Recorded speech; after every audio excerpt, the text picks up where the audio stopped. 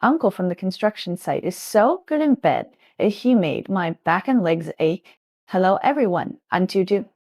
Today I'm going to talk to you about the extramarital affair that was hidden in my heart and made me feel entangled. My name is Juju, and I'm a girl who was born and raised in the countryside.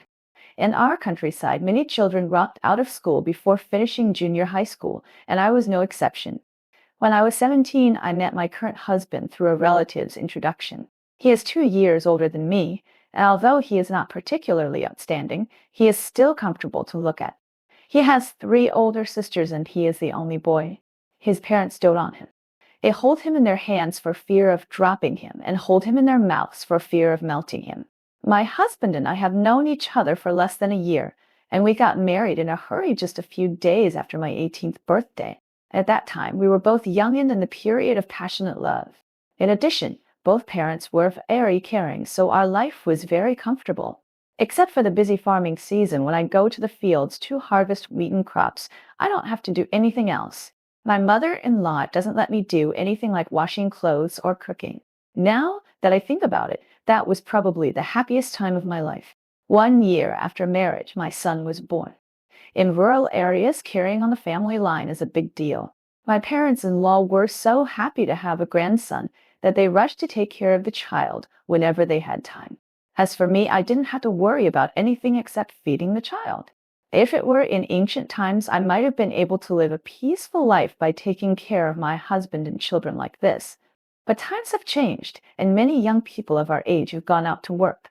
I was also itching in my heart, and I especially wanted to go out to see the world, see what life is like for people in the city, and make more money by the way. So I discussed with my husband about going to the city to work together. Unexpectedly, my husband refused immediately and said, "Do you think it's so easy to make money in the city? What good jobs can we rural people find if we go there?" No, but my desire to go to the city became stronger and stronger. In the end, regardless of whether my husband agreed or not, I followed a dozen friends from the same village and embarked on the road to work in the city. When I arrived in the city, I found that the jobs that we rural people could find were basically those that urban people were unwilling to do. They weren't dirty and tiring. There was really no other place to go except to the construction site. We were assigned to different construction sites and filled in wherever there was a shortage of people. I am a woman. At the beginning, I was arranged to go to the kitchen to help cook, but I really didn't want to go around the stove every day, so I chose to carry cement and sand. This job is usually done by men, and few women are willing to do it. However, the salary is much higher than working in the kitchen. On the construction site, there was a woman named Wanzi who is 7 or 8 years older than me and had a hard life. I heard that her child was seriously ill and needed a large sum of money for surgery. She had no choice but to come out with her husband and work hard to earn more money. The couple can take care of each other. Wanzi saw that I, a woman who was not in a hurry to use money, was doing such heavy physical work. She was particularly confused and said that I would definitely not be able to do it for 2 days before I would be exhausted. To be honest, I felt very uncomfortable. Although Wanzi's life was hard, she had her husband to accompany her, but my husband only knew how to covet comfort and stayed at home and refused to come out. The job I was assigned was to mix lime, that is, to mix sand and lime according to the proportion. A bag of lime weighs dozens of kilograms. Every time I had to move 10 bags and pour them on the ground. Then I used a shovel to shovel the right amount of sand from the sand pile and mix it evenly. This job is simple to say, but it is very tiring to do.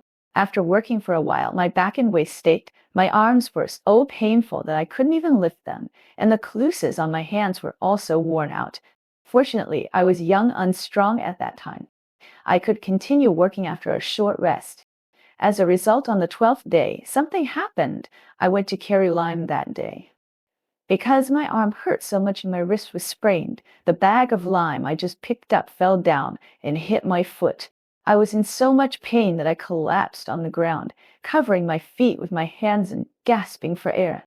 At this time, someone squatted down and asked me if I was okay and whether I wanted to go to the hospital. I thought that it would be expensive to see a doctor in the city hospital, and my feet didn't bleed, so I shook my head and couldn't speak because of the pain. If you don't go to the hospital, you have to go to the clinic to apply cold compresses and disinfect, otherwise your feet will swell even more tomorrow. The man said as he helped me to the side, spread his file bag on a bag of lime for me to sit down, and then asked someone to take over my work. He helped me to a small clinic nearby. The doctor helped me clean my feet, applied ice to them, and gave me medicine. After doing this, the pain was indeed relieved a lot. At this time, I had time to look at the man who sent me to the clinic, about 175 meters tall, thick eyebrows and big eyes, dark skin, broad shoulders, and strong body. I have never seen such a close distance before, and I have never seen such a masculine temperament in a man other than my husband. After the doctor, he sent me to my residence, helped me lie on the bed, and poured me a glass of water. After I finished drinking the water, he asked me what I wanted to eat. I said I had no appetite, thanked him repeatedly, and said that I would treat him to a meal after the injury healed. He turned and went out, but I didn't expect that he would come back soon and bought buns and date treasure porridge. Looking at his back as he left, I felt mixed emotions in my heart. The loneliness of being a stranger in a foreign land seemed to be relieved a lot at once, and there was a little more what in my heart. Misfortunes never come singly. My foot was hit and it hadn't healed yet. I suddenly had a fever in the middle of the night, my limbs ached, and my whole body was. I was alone in this strange city, sick, and there was no one to pour water for me. I felt very sad. The more I thought about it, the more I resented my husband. We were a couple, and we came out to work together, but he was afraid of hardship and left me alone to suffer in another place. The next morning, I felt dazed and someone was helping me. I had no strength to resist and could only passively cooperate. When I woke up, I found myself in the hospital, receiving an IV. I looked around and the man who took me to the clinic yesterday was sitting next to me. He saw that I woke up and asked me with concern if I felt better and if I wanted to eat something. I said that I was much better now and said that after the IV was finished, I must treat him to a good meal to express my gratitude. He said yes, but he would treat it now, and said that I had not been working these days and had no income, so I would treat him after I got better. This time I rested for more than 10 days before I recovered from the illness.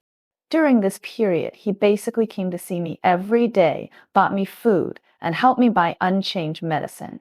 I only then learned that his name was Jia Ping, for years older than me, from Xianyang, Hubei, and the contractor of this construction site.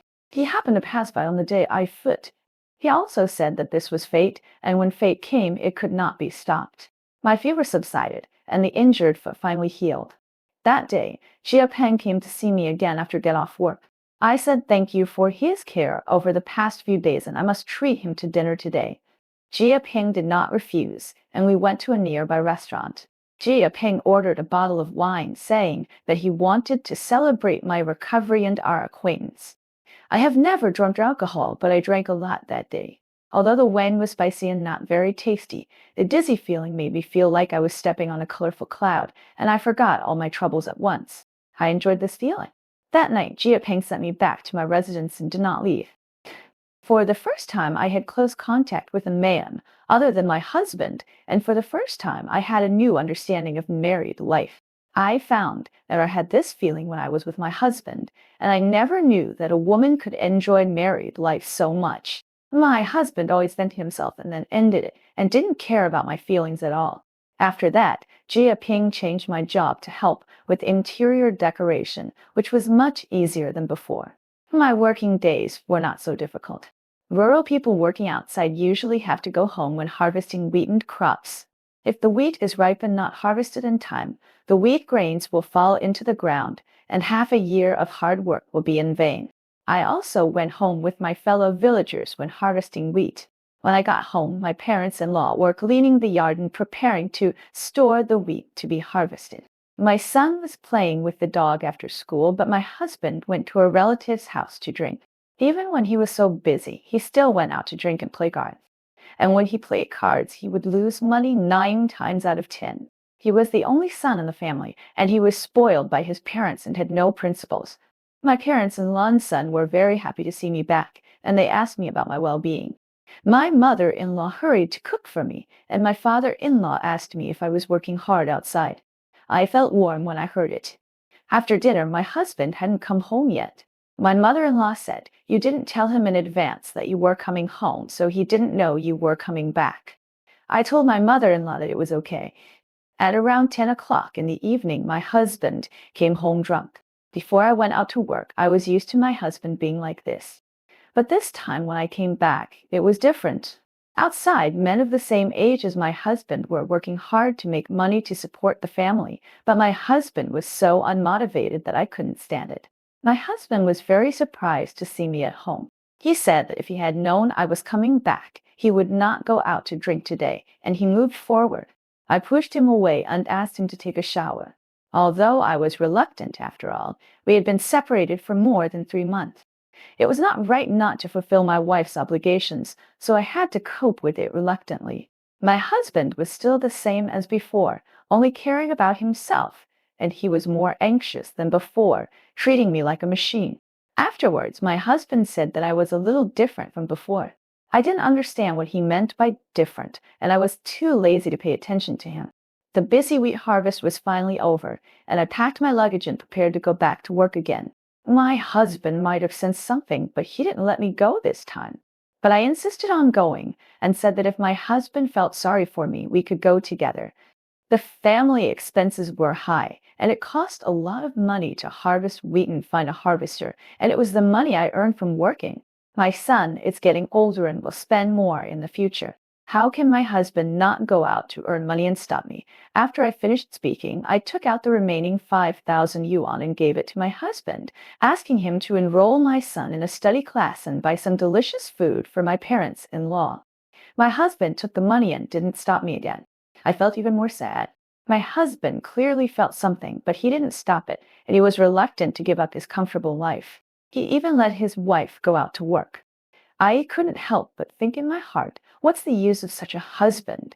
At the beginning, I felt guilty about my cheating, but now I suddenly feel tired of this marriage with my husband. Because Jia Peng was waiting for me in the city, I deliberately staggered the time to return to the city with my fellow villagers. As soon as I arrived at the exit, I saw Jia Peng standing at the door, constantly looking at the surging crowd. I know he is looking for me. I haven't seen each other for more than a month. We are like lovers who have been separated for a long time. As soon as we met, we hugged each other tightly. In the days that followed, I really didn't know how to face it. This future road is confused.